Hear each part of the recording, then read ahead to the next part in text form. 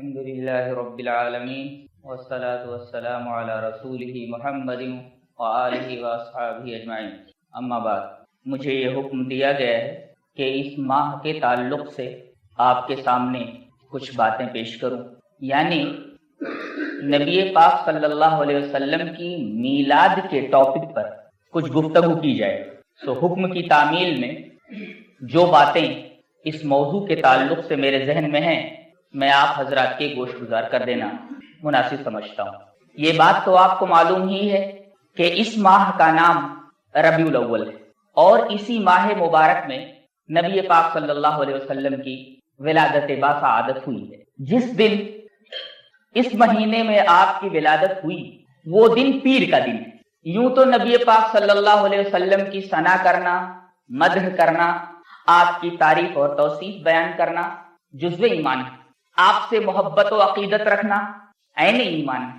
شاعر رسول حضرت حسان ابن ثابت رضی اللہ تعالیٰ عنہ تو نبی پاک صلی اللہ علیہ وسلم کی ثنا اور مدح میں تو باقاعدہ پوری نعت لکھتے تھے اور نبی پاک صلی اللہ علیہ وسلم کو سناتے تھے۔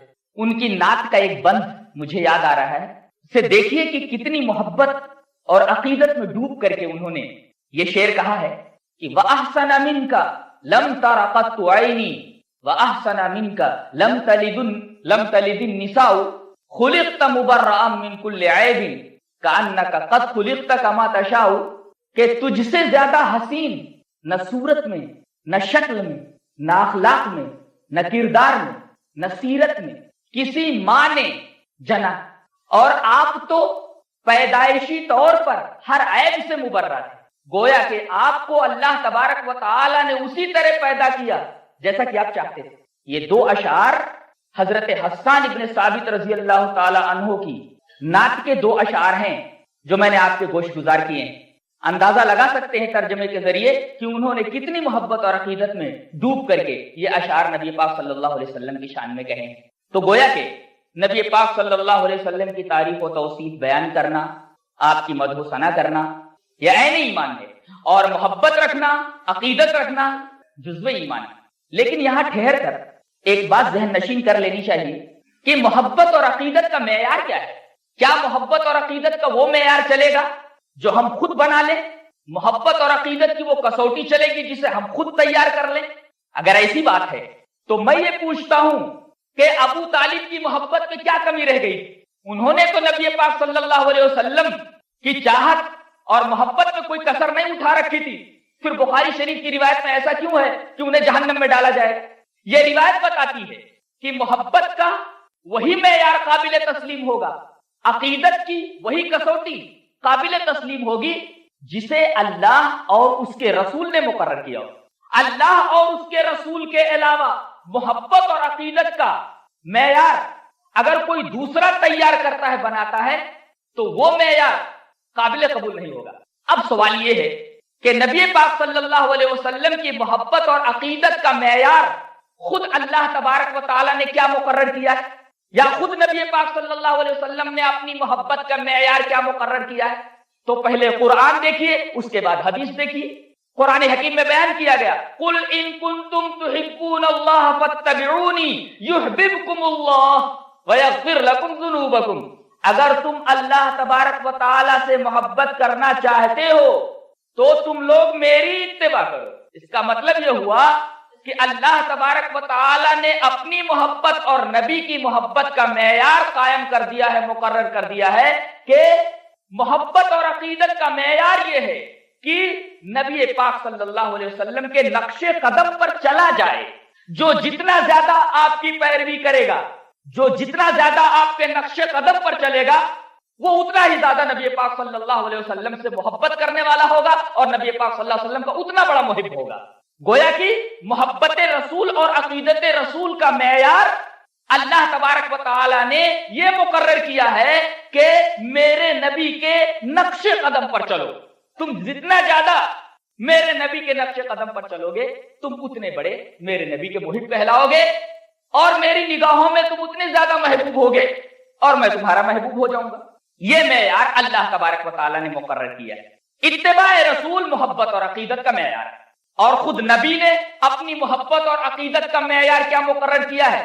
तिरमिजी से पूछ लो, वो ये रिवायत लाए हैं कि फरमाया नबी पाक सल्लल्लाहु अलैहि वसल्लम ने, मन अहब्ब सुन्नती फकद अहब्बनी व मन अहब्बनी काना माई फिल जन्नह, कि जिस आदमी ने मेरी सुन्नत से मोहब्बत की उसने मुझसे मोहब्बत की। बात साफ है। मन अहब्ब सुन्नती फकद अहब्बनी, जिसने मेरी सुन्नत से मोहब्बत की उसने मुझसे मोहब्बत की, और जिसने मुझसे मोहब्बत की वो मेरे साथ जन्नत में होगा। यहां नबी पाक सल्लल्लाहु अलैहि वसल्लम ने अपनी मोहब्बत और अकीदत का मेयार ये बताया है कि मेरी सुन्नत को तुम जितना ज्यादा महबूब रखोगे तुम उतना ज्यादा मुझसे मोहब्बत करने वाले होगे, और तुम जितना ज्यादा मेरी सुन्नतों से दूर होगे उतना ही ज्यादा तुम मेरी मोहब्बत से दूर हो। नबी ने बताया कि मेरी सुन्नत को जितनी ज्यादा मजबूती से पकड़ोगे तुम उतनी ही ज्यादा मोहब्बत शदीद मेरे से तुम्हारी होगी। इसके अलावा जो भी मेयार आदमी बनाएगा वो मेयार गलत होगा, वो मेयार शरई नहीं होगा, काबिले कबूल नहीं होगा अल्लाह और उसके रसूल की निगाह में। हजरत आयशा रजी अल्लाह ताला अन्हा की दो मशहूर रिवायात आप बराबर सुनते हैं, उन दोनों रिवायात को हम पढ़ लेते हैं। हजरत आयशा रजी अल्लाह ताला अन्हा राविया है, फरमाती हैं कि फरमाया नबी पाक सल्लल्लाहु अलैहि वसल्लम ने, मन अहदसा फी अमरिना हादा मा लैसा मिन्हु फहुव रद्दुन, जिस आदमी ने हमारे मामले में कोई नई बात निकाली तो उसकी वो बात मरदूद होगी, ना काबिले कबूल होगी। हाफिज इब्ने रजब ने कहा है कि हजरत आयशा रजी अल्लाह ताला अन्हा की ये रिवायत जिसमें नबी पाक सल्लल्लाहु अलैहि वसल्लम ने ये फरमाया है कि मन अहदसा फी अमरिना, हमारे अम्र में जो कोई नई बात निकालेगा, यहां अम्र से मुराद क्या है? हाफिज इब्ने रजब हम्बली फरमाते हैं कि बाज हदीस के अल्फाज ये हैं कि मन अहदसा फी दीनिना, हमारे दीन के अंदर यानी शरीयत के अंदर उमूरे दीन में कोई नई बात निकालेगा। लिहाजा हाफिज इब्ने रजब ने अम्र का मतलब मुतय्यन करके ये बात बिल्कुल वाज़ेह कर दी कि यहां अम्र से मुराद उमूरे दीन है। अब ये एतराज बिल्कुल लायानी होगा कि नबी पाक सल्लल्लाहु अलैहि वसल्लम ऊंट पर सवारी करते थे, तुम साइकिल पर सवारी क्यों करते हो? साइकिल की इजाजत तुमने क्यों की? इसलिए कि अमरीना से मुराद फी उमूर दीन है। जब अमरीना का माना मुतय्यन हो गया तो वो ऐसे तमाम किस्म के एतराजात लग़्व ठहरेंगे, मुहम्मल ठहरेंगे। खुलासा ये निकला कि जिन जिन आमाल का ताल्लुक शरअ से है उनके अंदर अगर कोई आदमी नई बात निकालता है तो ये नई बात नाकाबिले तस्लीम होगी शरीयत की निगाह में, अल्लाह और उसके रसूल की निगाह में, और मरदूद होगी। इसी तरह अमल भी हजरत आयशा रजी अल्लाह ताला अन्हा की दूसरी रिवायत है कि फरमाया नबी पाक सल्लल्लाहु अलैहि वसल्लम ने, मन अमिला अमलन लैसा अलैहि अमरुना फहुव रद्दुन, कि जिस आदमी ने कोई ऐसा काम किया जो काम हमने नहीं किया, जो काम नबी ने नहीं किया, सहाबे किराम ने नहीं किया, हमने नहीं किया, क्या मतलब? नबी ने नहीं किया, नबी के सहाबा ने नहीं किया, तो ऐसा हर अमल मरदूद होगा, फहुव रद्दुन, मरदूद होगा।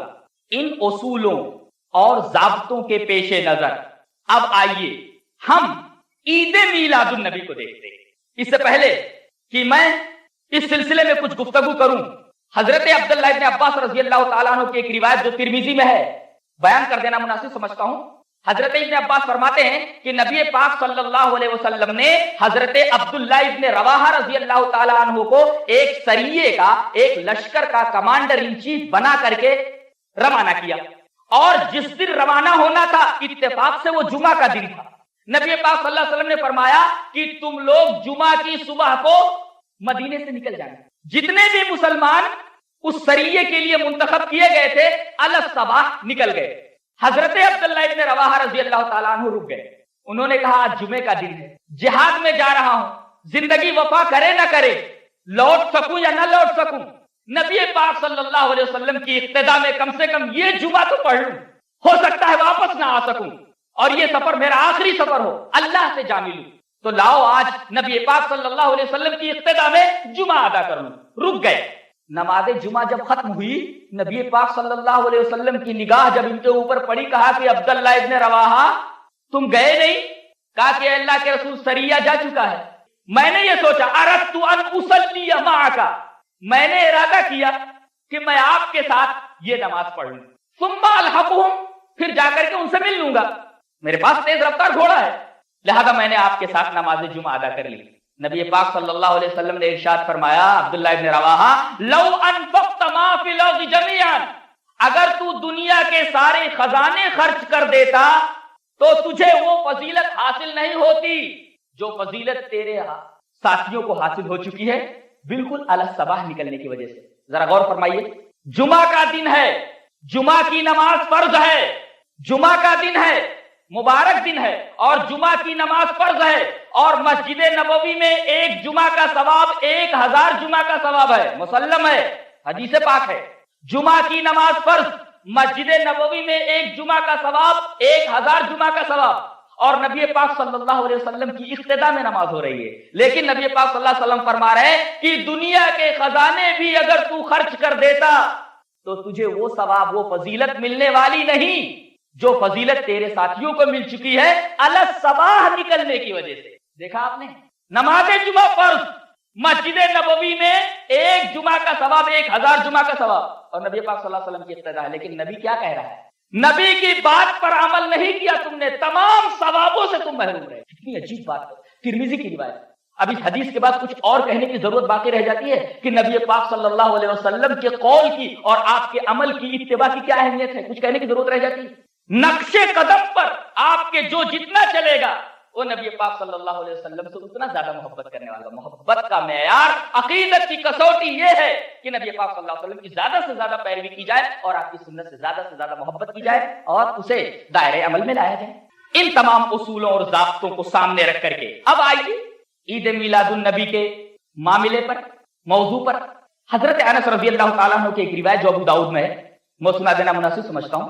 وان انس، حضرت انس رضی اللہ تعالیٰ عنہ سے روایت، قال، وہ کہتے ہیں کہ قدم النبی صلی اللہ علیہ وسلم المدینہ، کہ نبی پاک صلی اللہ علیہ وسلم جب ہجرت کر کے مکہ سے مدینہ تشریف لائے تو وَلَهُمْ يَوْمَانِ يَلْعَبُونَ فِيهِمَا، تو مدینہ والے جس میں انصار بھی شامل تھے، یہودی لوگ بھی تھے، يَلْعَبُونَ فِيهِمَا، ان 2 دنوں کے اندر وہ لوگ کھیلتے تھے، لہو لعب کرتے تھے، خوشی مناتے تھے۔ نبی پاک صلی اللہ علیہ وسلم نے فرمایا مَا هَذَانِ الْيَوْمَانِ، یہ 2 دن کیسے ہیں، یہ کھیل کود کرتے ہو تم لوگ؟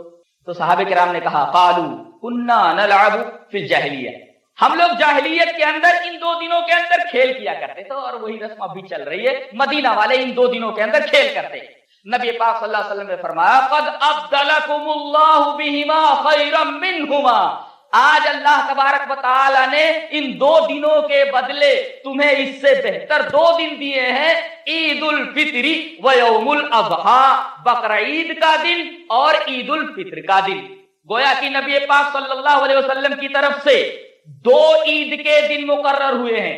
اب کوئی آدمی اگر تیسری عید نکالتا ہے، عید میلاد النبی، بتائیے ان ضابطوں اور اصولوں کے پیش نظر یہ حرکت، اس حرکت کے بارے میں یہ کہا جائے گا کہ یہ نبی پاک صلی اللہ علیہ وسلم سے محبت کا طریقہ ہے، اس لیے کہ محبت کا معیار تو بیان کیا جا چکا ہے۔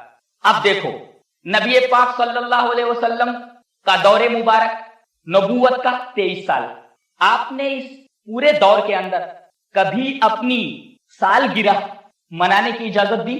اجازت دیتے تو صحابہ کرام کیا کچھ نہیں کرتے اس دن، لیکن ان 23 سالوں کے اندر جشن میلاد النبی کا کوئی پتہ نہیں چلتا، کہیں کوئی ثبوت نہیں ملتا۔ یہ 23 سالہ دور مبارک ہے نبی پاک صلی اللہ علیہ وسلم کی حیات کا، نبوت کا۔ اس کے بعد خلفائے راشدین 4، حضرت ابوبکر صدیق، حضرت عمر بن خطاب، حضرت عثمان غنی، حضرت علی رضی اللہ تعالی عنہ، ان 4 کا دور خلافت 30 سال، نبی پاک صلی اللہ علیہ وسلم کا دور نبوت 23، کہیں جشن میلاد النبی کا پتہ نہیں چلتا۔ خلفائے راشدین یہ 4، ان کا دور خلافت 30 سال، مبنی پر صداقت دور ہے، کہیں پتہ نہیں چلتا عید میلاد النبی کا، جشن میلاد النبی کا۔ آگے بڑھو، صحابہ کرام کا دور ہے، ان 4 کے بعد صحابہ کرام کا دور 110 پر ختم ہو جاتا ہے، سن 110 ہجری پر صحابہ کرام ایک فرد ختم ہو جاتا ہے۔ لیکن اس پورے دور کے اندر 110 کے اندر کسی بھی صحابی سے جشن میلاد النبی کا ثبوت نہیں ملتا ہے۔ آگے بڑھو، صحابہ کرام کے جو شاگردان ہیں، تابعین اعظام، ان کا دور مبارک 220 ہے، 110 کا ڈبل 220 ہے، یعنی سن 220 ہجری کے اندر کوئی تابعی زندہ نہیں رہتا، لیکن ہم یہ دیکھ رہے کہ صحابہ کرام کے شاگردوں میں سے کسی شاگرد نے جشن میلاد النبی کی اجازت نہیں دی، نہ خود منایا۔ آگے بڑھو، اس کے بعد ائمہ کرام کا دور آتا ہے، کوئی اپنے آپ کو حنبلی کہتا ہے، کوئی اپنے آپ کو شافعی کہتا ہے، کوئی اپنے آپ کو مالکی کہتا ہے۔ چاروں ائمہ کو دیکھ لو، چاروں ائمہ کو دیکھ لو، تقریباً 240 پر سب ختم ہو جاتے ہیں، 240 پر ان کا دور بھی ختم ہو جاتا ہے ائمہ اعظام کا، لیکن ان سے بھی جشن میلاد النبی کا ثبوت نہیں ملتا۔ نبی پاک صلی اللہ علیہ وسلم کا دور خلافت، دور نبوی 23 سال، خلفائے راشدین کا دور مبارک، دور خلافت 30 سال، صحابہ کرام کا 110، تابعین اعظام کا 220، ائمہ کرام کا 240، اس ثبوت نہیں ملتا۔ اور خود پیرانے پیر حضرت شیخ عبد القادر جیلانی رحمۃ اللہ علیہ، ان کی مشہور کتاب بنیۃ الطالبین کے اندر اس بدعت کا کہیں تذکرہ بھی نہیں ملتا ہے۔ کیا ان کو نبی پاک صلی اللہ علیہ وسلم سے محبت کا طریقہ معلوم نہیں تھا؟ اگر یہ محبت کا کوئی طریقہ تھا، اظہار محبت کا کوئی انداز تھا، تو یہ انداز ضرور اختیار کیا جاتا، کوئی صحابی ضرور اختیار کرتا، کوئی تابعی ضرور اختیار کرتا، کوئی امام ضرور اختیار کرتا، خود پیرانے پیر ضرور اختیار کرتے۔ لیکن ان تمام سلف صالحین کی زندگیوں کے اندر اس بدعت کا کہیں کوئی پتہ نہیں چلتا۔ اسے کیا کہیں گے؟ نئی ہی چیز تو کہیں گے۔ ارے حضور کے زمانے میں نہیں، صحابہ کرام کے زمانے میں نہیں، تابعین اعظام کے زمانے میں نہیں، ائمہ کرام کے زمانے میں نہیں، پیرانے پیر کے زمانے میں بھی نہیں۔ من احدث فی امرنا کے دائرے میں یہ بات آ گئی کہ نہیں؟ اور جو چیز من احدث فی امرنا کے دائرے میں آ گئی تو رد مردود ہے، وہ خود بخود مردود ہو گئی یہ چیز اس کسوٹی پر آ کر کے۔ اب آگے بڑھتے ہیں، یہ بدعت شروع کہاں سے ہوئی؟ کس نے شروع کیا؟ جاننا چاہیے کہ اس بدعت قبیحہ کا موجد ابو سعید کوکبوری ہے۔ یہ اربل کا، جو کہ موصل کا ایک ایریا، اس کا نواب تھا، بادشاہ کہہ لو۔ ابو سعید کوکبوری نواب تھا، پیسہ بہت تھا، اس نے پیسوں کا غلط استعمال کیا، اسی نے اس بدعت قبیحہ کی ایجاد کی۔ اور اس بدعت کی ایجاد میں حصہ لینے والا اور اس بدعت کے شرع میں ہونے کا فتویٰ دینے والا ایک عالم ہے، اشاعت کرنے والا، رواج دینے والا، پیسے والا، فتویٰ دینے والا عالم۔ عبداللہ ابن مبارک نے بڑی اچھی بات کہی ہے کہ دین کو بگاڑنے میں دو طبقوں کا بڑا زبردست ہاتھ رہا ہے، امیر لوگوں کا اور علماء کا، علماء سو کا۔ علماء سو کا، برے علماء کا اور برے عمرا کا، ان دونوں کا ہاتھ بدعتوں کے ایجاد میں اور اسلام کا بیڑا غرق کرنے میں بڑا زبردست ہاتھ رہا ہے، برے عمرا اور برے علماء۔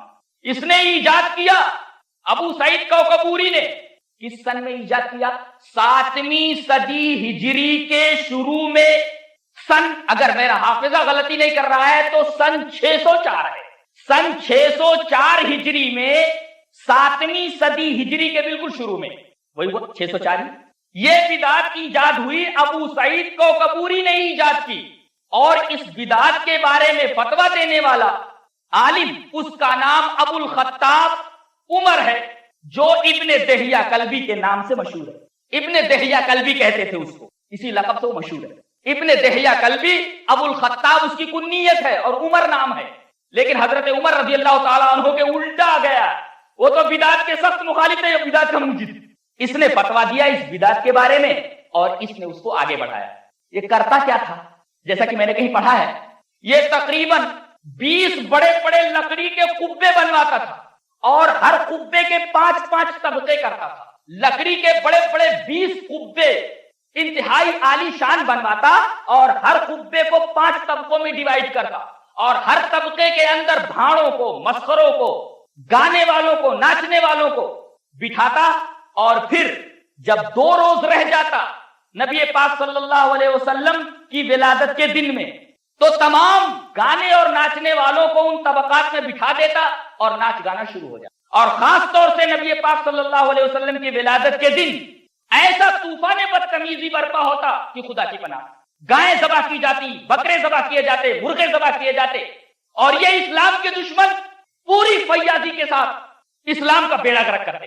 یہ بدعت وہاں سے شروع ہوئی، اور اس بدعت کے ایجاد کا یہ پس منظر ہے۔ یہ آدمی کیسا تھا؟ یہ عالم جس نے فتویٰ دیا، جس کے بارے میں حافظ ابن حجر اسقلانی نے کہا ہے، ابن نجار کا قول پیش کرتے ہوئے حافظ ابن حجر نے کہا کہ یہ عید میلاد النبی کی بدعت ایجاد کرنے والا ابو الخطاب عمر المعروف بابن دہیہ کلبی، ابن نجار نے کہا قال ابن النجار رأيت الناس مجتمعين على كذبه وضعفه. لسان المیزان میں یہ بات موجود ہے، حافظ ابن حجر کی مشہور کتاب ہے لسان المیزان، اس کے اندر ابن حجر نے ابن نجار کا قول نقل کیا ہے. کہا ابن نجار نے کہ میں نے دیکھا کہ تمام کے تمام لوگ اس بدماش کے جھوٹ اور اس کے ضعیف ہونے پر اتفاق کر رہے ہیں. تمام لوگوں کا اتفاق ہے اس آدمی کے ضعیف ہونے پر، اور تمام لوگوں کا اتفاق ہے اس آدمی کے جھوٹے ہونے پر. اب جو آدمی اس بدعت کے اوپر عمل کرے، گویا کہ ایک جھوٹے آدمی اور ایک ضعیف آدمی کے عمل کے اوپر چل رہا ہے، اس کے نقش قدم پر چل رہا ہے، اس کی پیروی کر رہا ہے. اور حافظ ابن حجر نے تو لسان المیزان کے اندر ایک اور بات لکھی ہے کہ یہی نہیں کہ وہ انتہائی جھوٹا تھا، یہی نہیں کہ وہ انتہائی ضعیف تھا، بلکہ کانا کثیر الوقیۃ فی الائمہ وفی السلف. ارے یہ سلف صالحین اور تمام ائمہ اعظام کی شان میں گستاخی کرتا تھا. بولو کہاں ہیں امام احمد بن حنبل کے ماننے والے؟ کہاں ہیں امام ابو حنیفہ رحمۃ اللہ علیہ کا کلمہ پڑھنے والے؟ اور کہاں ہیں امام شافعی رحمۃ اللہ علیہ کی طرف اپنے آپ کو منسوب کرنے والے؟ ذرا دیکھیں کہ عید میلاد النبی کے بارے میں فتویٰ دینے والا، اس کے بارے میں حافظ ابن حجر نے کیا لکھا ہے کہ یہ ائمہ کی شان میں گستاخی کیا کرتا تھا، سلف صالحین کو برا بھلا کہتا تھا. اور دین کے بارے میں اس کا کیا حال تھا؟ کانا قلیل النظر فی امور الدین.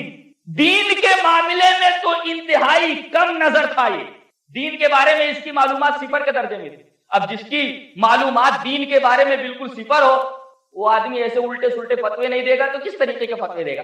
اور ایسے آدمی کے فتوے کے اوپر دھڑلے کے ساتھ عمل ہو رہا ہے. یہ ہے اس بدعت کی تاریخ. اور بدعت کے تعلق سے آپ کو معلوم ہے کہ نبی پاک صلی اللہ علیہ وسلم نے کس قدر ہمیں ڈرایا ہے، اور صحابہ کرام رضوان اللہ تعالی علیہم اجمعین کس قدر احتراز کرتے تھے دین میں نئی بات کی ایجاد کرنے سے، کس قدر خوف کھاتے تھے. یہاں تک کہ کوئی حدیث بیان کرتا تھا تو لرزتے ہوئے بیان کرتا تھا، اور حدیث بیان کرنے کے بعد کہتا تھا کہ ایسا ہی تھا یا اس طریقے سے. حدیث بیان کرنے میں اس قدر احتیاط کی کہیں ایسا لفظ منہ سے نہ نکل جائے کہ وہ لفظ نبی پاک صلی اللہ علیہ وسلم کا نام. خلاصہ یہ کہ یہ بدعت بہت بعد میں شریعت کے نام پر مسلمانوں کے درمیان گھسی.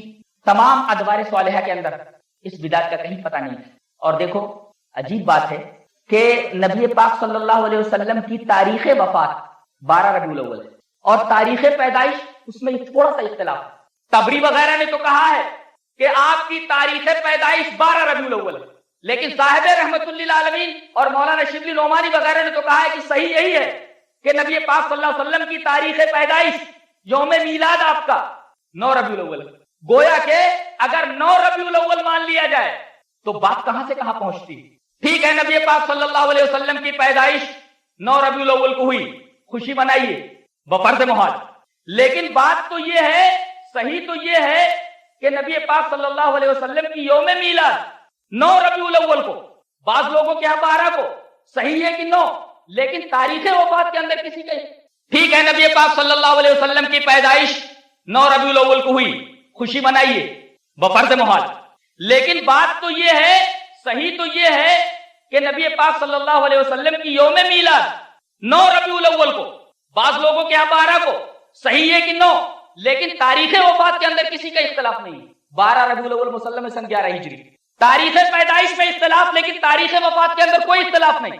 12 ربیع الاول سن 11 ہجری. اب بتائیے یہ تاریخ وفات اگر 12 ربیع الاول ہے تو اس دن کے اندر خوشی منانا کیسا ہے؟ عقل و فطرت کا مشاہدہ ہے، گواہی ہے کہ جس دن خوشی اور غم دونوں جمع ہو جائے تو غلبہ غم کو ہوتا ہے. یہ طے ہو جائے کہ فلاں تاریخ کو فلاں لڑکے کا نکاح ہونے والا ہے، اور اسی دن کسی آدمی کے گھر میں میت ہو جائے تو خوشی کے اس موقع کو ٹال دیا جاتا ہے. خوشی کا دن اور غم کا دن دونوں اگر ایک ساتھ ہو جائیں تو غلبہ غم کو ہوتا ہے. اب بتاؤ 12 ربیع الاول کو اگر آپ کی تاریخ وفات بھی تسلیم کر لی جائے اور تاریخ میلاد بھی، تو اس دن تو غم اور خوشی دونوں کے دونوں جمع ہو گئے. لہذا کیا کرنا چاہیے؟ غم کو غلبہ دینا چاہیے، اس لیے کہ عقل و فطرت کی گواہی ہے کہ خوشی اور غم دونوں جمع ہو جائیں تو غلبہ غم کو دیا جائے. اس دن کیا کرنا چاہیے؟ یہ ادھم بازی نہیں، یہ جشن نہیں، یہ عید نہیں، بلکہ اس دن تو روزے رکھنا چاہیے. مسلم شریف کی مشہور روایت ہے، حدیث پڑھنے والے جانتے ہیں کہ سئل رسول اللہ صلی اللہ علیہ وسلم عن صوم عن صوم یوم الاثنین کہ نبی پاک صلی اللہ علیہ وسلم سے پیر کے روزے کے بارے میں سوال کیا گیا تو آپ صلی اللہ علیہ وسلم نے ارشاد فرمایا ذاک یوم ولدت فیہ وبعثت فیہ کہ یہ وہی دن ہے جس کے اندر میری ولادت ہوئی ہے اور یہ وہی دن ہے جس کے اندر اللہ تبارک و تعالی نے مجھے نبی بنایا ہے. گویا کہ اس دن آپ صلی اللہ علیہ وسلم کی پیدائش ہوئی ہے اور اسی تاریخ کو آپ صلی اللہ علیہ وسلم کو اللہ تبارک و تعالی نے دولت نبوت سے سرفراز فرمایا. تو اس دن تو خوشی کا انداز بتایا گیا کہ اس دن روزے رکھو. نبی پاک صلی اللہ علیہ وسلم نے کہا اس دن روزے رکھو اس لیے کہ میری اسی دن پیدائش ہوئی ہے. پھر ادھم بازی کا اور ان تمام خرافات کا کیا مقام رہ جاتا ہے, کیا رتبہ رہ جاتا ہے, آپ خود فیصلہ کر سکتے ہیں. یہ کچھ باتیں ذہن میں تھیں اس موضوع کے تعلق سے. میرا خیال یہ ہے کہ بنیادی بات جو تھی وہ میں نے آپ حضرات کی گوش گزار کر دی ہے. اس سے زیادہ اگر آپ مطالعہ کریں گے تو تھوڑی بہت باتیں زیادہ آپ کو معلوم ہو سکتی ہیں, لیکن جہاں تک بنیاد کا تعلق ہے بنیادی بات میں نے اس دن کے تعلق سے پیش کر دی ہے. خلاصہ یہ نکلا کہ اس دن جشن نہ منایا جائے. نبی پاک صلی اللہ علیہ وسلم کا حکم ہے کہ اس دن روزہ رکھا جائے, روزہ رکھا جائے. اللہ تبارک و تعالی ہمیں نیک عمل اور نیک سمجھ کی توفیق عطا فرمائے.